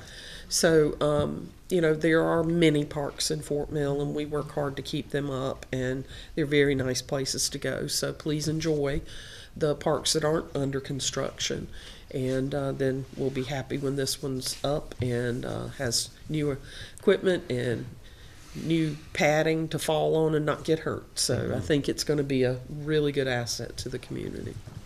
Yeah, and there again, I'm so happy that we're moving forward on getting some of these initiatives and the maintenance of it. And there's a lot more to the park than just the playground equipment. The walking trail, connecting trail down to Harris Street. So I see a lot of kids playing on the equipment, but also see a lot of kids out there kicking soccer balls or running where they don't have room at home to do that. So I think that park is it's a mainstay, and I think this is a great initiative to upgrade that equipment. Also, make sure that someone didn't get hurt on something that's broken. So. Yeah. When I was up there the other day before they started demolition, they had a white flag, a bigger area than the original park playground, and they had white flags going all the way out to White Street. I didn't know what. That could have been lines running to locating, anything. usually flagging the locator. Yeah, just having water utilities lines, around water lines. Yeah, surveyors put a great number of lines out there before they. Yeah, did usually it. they'll mark them in different colors if it's, whatever it is, but these were all white. Well, and we recognize that years ago there was a service line that was installed right through the middle of the playground. It was in the ground 36 inches deep or so, but it was installed through the playground that's what serves the electronic sign out front. So in this project, we have a separate project where we are putting in a new line. That may be what those flags. And we're gonna reroute and go around the playground area. We're looking to add actually 2 circuits so that if one goes out in the future, we'll have a backup circuit because again, as of this past year, we've added Christmas decorations to that park. Our brand new 53 or 54 foot Christmas tree. So we have to have power to that tree, and so that's why we're running 2 service lines. But we anticipate during this smaller project, we're not lighting or providing electricity to the entire park, but at least to the front area, we should have some additional electrical outlets that we can call upon when needed. We're working on phases in that park. Right. There was never any intent or capability of doing everything we wanted to do at one time. So we're working in phases. Eventually there will be lighting, there will be wider paths. I gotta be honest with you, one of the least expensive things we've done to the park was to add the swings, the wooden swings, and they're full every day, every day. So, I am thrilled at the progress that's been made out there and the use of the park itself. Oh, it's busy. I go by there every day. Sunday afternoon, it's amazing to go out there and see just picnics and soccer. Isn't it great? It really is. The only thing, would it be possible just during the construction, maybe have some drone footage flying over showing the construction, not only there but also maybe at the tennis courts, just showing the ongoing progress and post it to our social media accounts and everything? We can try to do that. Okay. And kind of build excitement for it. Public relations, let everybody know what's going on. I think I hear some whispering going on behind me. I just had a volunteer who did drone footage for me in Kingsley, so I actually have a volunteer who has her little drone that she's licensed to fly. So there may be some opportunities there. Okay. Because I think that'd just be neat for the public to see. I don't want to see it too. Just kind of showing an overhead shot of it as it proceeds through construction. Right. Yeah, and if you don't drive by there, you wouldn't know all these things. I mean, all these things really, are very, great. Like I said, I'm just very excited we're finally getting ready to move ahead on some of these projects. Yeah. In fact, the day I was up there the other day, there was a guy from Charleston with his grandkids up there. So. Really? Is that right? All right. So this is the happy part of our agenda. Thank you. Thank you. All right. So thank you, Davey, for the great update on our capital projects. I'm like everyone else, thrilled to see it moving forward. We do have an executive session scheduled for this evening. Please note the council may take action on executive session items listed on the agenda when we come back into public session. Our session tonight is discussion incident to personnel matters pertaining to town manager annual review. So with that, I'll entertain a motion to go into executive session. I make a motion to go into executive session. I'll say it. And I've got a second. All those in favor, please say aye. Aye. All those opposed? Thank you so much. And if we don't see you when we come back, thank you all for being here. can I have a motion to go back into regular I'll session? make a motion. Can I have a second? I'll second it. All those in favor, please say aye. Aye. All those opposed? Thank you. Let the record reflect that no vote was taken in regular session. We have completed our task from regular session and will be prepared to make that report in 2 weeks. We had some changes that we needed to make, spelling correction, some things that needed to be changed. But we will be complete with that process in 2 weeks, okay? I'll run a spell check next time. All right, Davey, from tonight's events, I'm gonna start with the things I wanna say, and then I'll run around. I would like a timer in every council meeting to ensure, and I want it to be a visible timer. I don't care if it sits right here and we hit it. I don't care if it's on the TV, but I want a visible reference to the 3 minutes that each person is allowed, so that there's not a problem with someone not getting their point across in the 3 minutes. I don't want to be rude to anyone, and I don't want to not give everyone an opportunity to say what they need to say. But I also think it's important that we do the business that's on our agenda, and we follow Robert's rules and the municipal association rules and every rule that's out there, and do the business that we are able to put into a form that we project to the public prior to our meeting. So if we could get that timer, and I will try to work some additional verbiage when I'm explaining. I did go over the paragraph about you have to live in the town, but I'll emphasize that moving forward, okay? Everybody good with that? Yeah, we've used, had one of those before. It's a big clock that sits there and you just. Some people just don't realize they're not in town. No, they don't. Can we do a little pre-screening? Because if when they sign up and they put their address, just do a quick run through and do a quick Google Maps to see, hey, are you Maybe in we town just or need to not? put it on this form they have to sign. Be sure you are a resident. But I'm telling you, the only question is, do you have a green rolling trash can. cart that says Town of Fort Mill? Yeah. There is no other way to help people understand. Unless they look it up on their tax. They're not going to do that. taxes. I would also like to formally thank Tony for all the work that he does to contribute to our ability to not only record and advance our meetings to folks that can't attend, but for every event and every taping, he is just absolutely delightful to work with and extremely patient. So I would like to thank Tony for the quality work and for being a great teammate. Thank you, Tony. I would like to also say congratulations and welcome to Forte Mill and the Flower Bar, 2 new places on Main Street. Oh, and Vestique Boutique. Our Main Street is bustling and vibrant, and I am just overwhelmed with how much fun it is to go to downtown Fort Mill again. So with that, Alan, for the good of the whole. You stole my thunder with the businesses. I'm sorry. No, it's fine. It's fine. So we get the 3 new businesses here. The boutique. Last weekend, I sent a picture to council. They were lined up down the side of the building. It was awesome to see the 2 new places here, in addition to Humble Cup, the new coffee shop. So just in the past month and a half, we've got 4 new great businesses in the downtown area of Fort Mill. So it's fantastic. I encouraged all the ladies that were at the boutique. I said, hey, look, we got tons of great places here. Come have a cup of coffee here, hang out for lunch, do all that stuff. We got a great place, and spring's in the air. There's already trees budded out, so just get ready for all the yellow pollen and everything. Yeah, so. I'm already experiencing it. All right, Ben. A couple of things. This was a quote that kind of struck me this morning. I spread it around at the office. It just says, shout out to people who compliment each other and genuinely mean it. Jealousy is unnecessary. Lift each other up. It's nice to be nice. I just thought that was kind of cool, and shared that with the office this morning. Just kind of refocus. Every now and then you find these poignant little signs in the shops or whatever that kind of grab you. It's like, okay, I need to hang on to that. Just it's nice to be nice. The new businesses, have to bring that up again. Went to all of them Friday.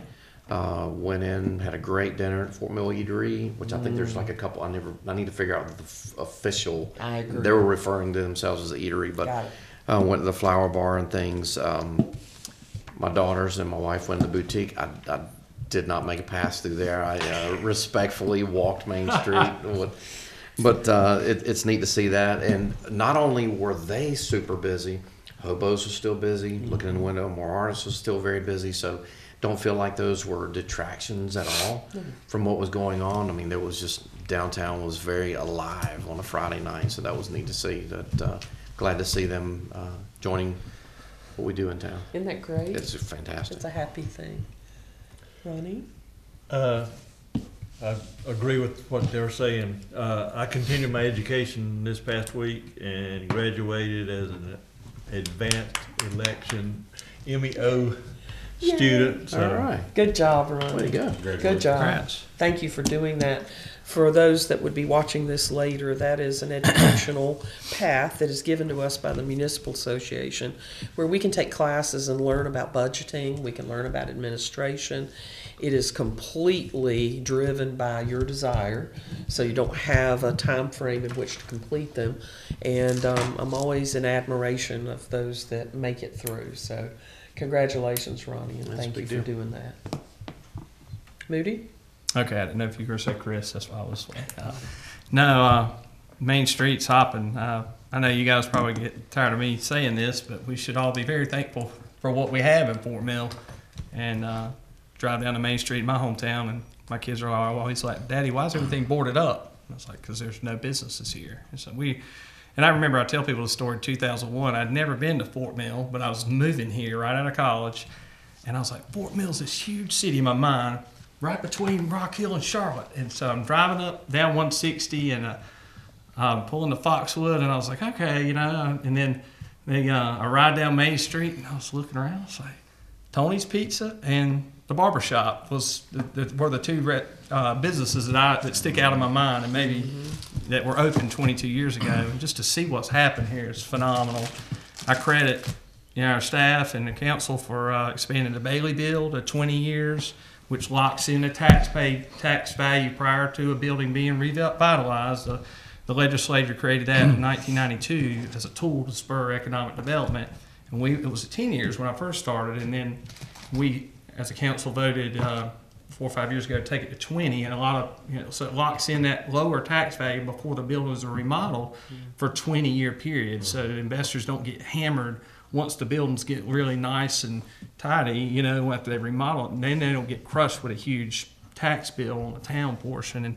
And for the town, we also offer facade improvement program where, and is it 5,000 per year, right? Businesses could come, and the Mud Puddle's done it, and the beauty shop at the end of it, the veterinarian's office. We've had a lot of folks that continue to make an investment in downtown, and I'm proud that we have a program that we can assist and partner with them in that, because it takes all these businesses to make a downtown. Yeah, it's not just one or two. Yeah, good job, council and staff. Y'all do great work. It's a pleasure serving with y'all. I've seen my father was in politics, and I wouldn't have lasted one term if I would have had to serve with who he sat with for 28 years. But it's an honor to work with all of you guys. Y'all are a good group of people. Mr. Wolf, before you get started, I'd like to tag on to Mr. Moody's comments. I saw a video that Lisa sent me the other day about Clover getting ready to undergo some process to update their downtown. And many of the steps that they talked about were the ones we have taken, the Bailey bill, and the types of things that we have benefited from, they're hoping to use as well. Yeah. So I'm very proud that for once, we feel good that we took the right steps. So I'm very proud of that. So thanks for bringing that up. Yeah, somebody also commented the other day, told me, said, we thank y'all for keeping Main Street vibrant the way it is now, and looking at the old way it used to look. Chris? So I think everybody's kind of touched on it. Hopefully spring's around the corner, and looking forward to enjoying our beautiful community and getting outside. It's also exciting to see the new businesses uptown. We've got the upcoming events for spring, and the year. We've also got the 150th anniversary, which is something to be very proud of.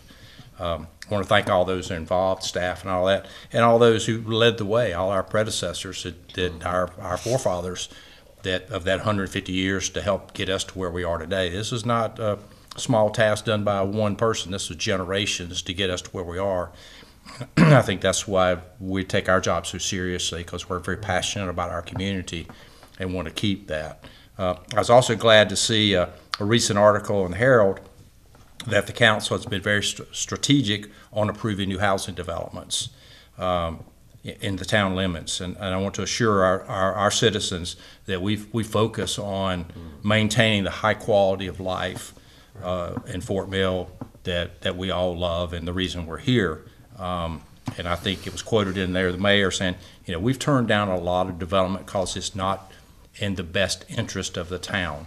And I think when we have those conversations, and some of them are kind of difficult, just because you want to develop property doesn't mean it's to our best interest in our town, because it's additional impact on our roads and our schools and all this. So I think we take that very seriously to heart.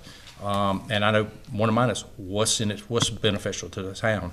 I also want to champion the trail networks. We have great things going on right now, because we're trying to look forward how to maintain that. How do we do this? We're not going to just build all this stuff right now, but we're trying to put a path forward, strategic plan.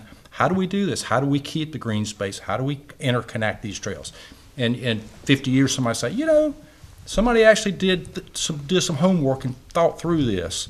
And I think we won't be here, but I'm glad to know that we can contribute back to this community that I thank our forefathers to do. Thank you, Chris. You brought up a lot of things that need to be said. I'd like to close tonight with segueing from one of your comments. I think sometimes I get a little over-passionate about the very thing that you mentioned about our ancestors, because I've never had a day that I didn't benefit from the people that went before me in this town. I didn't make Fort Mill what it is. I work hard to try to keep it great because of all the people that went before us.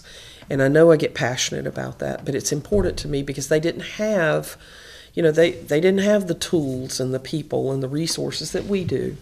If a line broke, they got up in the middle of the night and they went. If the horn blew for the fire department, there they went. If we had someone that was in a wreck, your daddy would go and help, because we didn't have an ambulance. And I know that sounds like, well, you had a rotary phone too, you old lady. But I'm looking at the gifts that were given to us out of generosity of spirit. And the passing of Stormy Young this week really hit me hard, because he gave. He gave and he gave. He was so loving and so energetic and so encouraging. You know, there's so few people you meet in your life that always met you with, you're doing a great job, and this is what you can do more, and you just keep on. I mean, he was that person. He was that person that looked you in the eye and saw your heart and wanted you to do the best you could. He didn't feel threatened by people being successful. He felt buoyed by it. He loved that we did what we did. So I really, really, my heart goes out to that family, but I'm also so grateful that I had the chance to know him. I mean, he was an incredible legacy in Fort Mill. So way to go, Stormy, and I'm glad we honored him as our parade marshal and got the chance to love on him in person. So I'm just very, very grateful for all of our forefathers and for all of you, because I think we share those same feelings about Fort Mill. So thank you for what you do. And with that, I'll entertain a motion for adjournment. Make a motion to adjourn. I'll second. All those in favor, please say aye. Aye. All those opposed? Thank you so much.